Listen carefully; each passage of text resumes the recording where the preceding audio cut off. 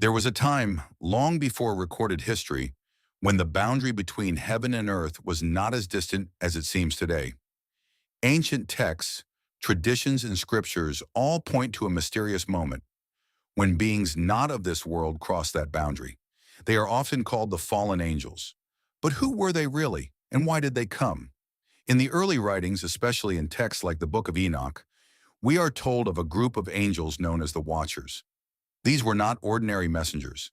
They were described as powerful, aware, and entrusted with observing humanity, not interfering with it. Yet something changed. According to the narrative, these watchers began to look upon the earth and became fascinated, not just with creation, but with humanity itself.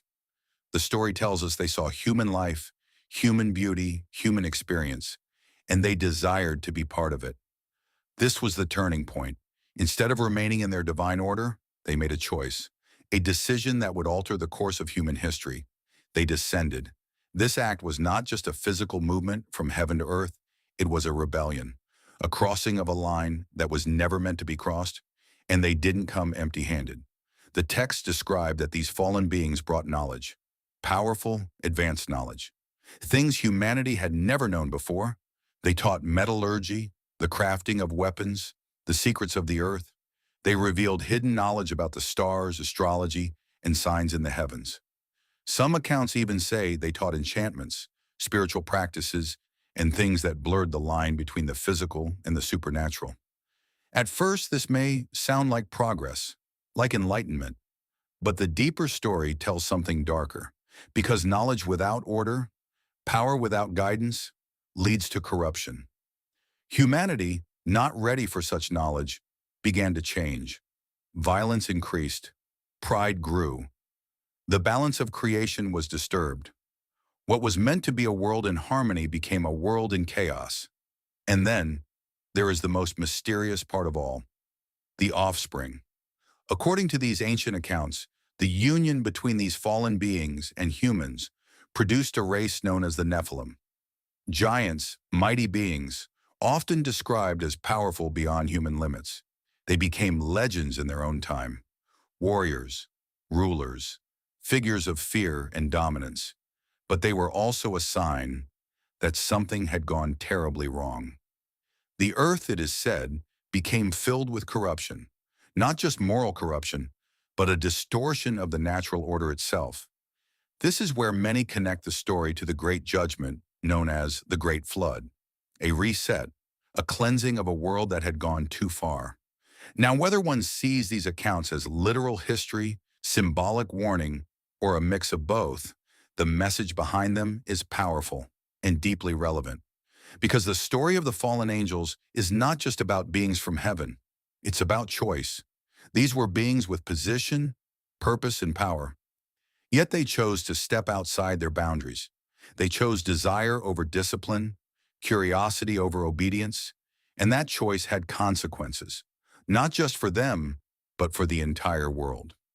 Even in other parts of Scripture, we see echoes of this idea, in passages that speak of angels who did not keep their proper domain, in warnings about pride, about overreaching, about seeking power without wisdom. The theme is consistent. There are boundaries in existence for a reason, and crossing them without understanding the cost can lead to destruction. But here's where it becomes personal, because this isn't just an ancient story about celestial beings. It reflects something deeply human, the desire to know more, to have more, to go beyond limits, to reach into things we may not fully understand. In today's world, that same pattern exists, just in different forms.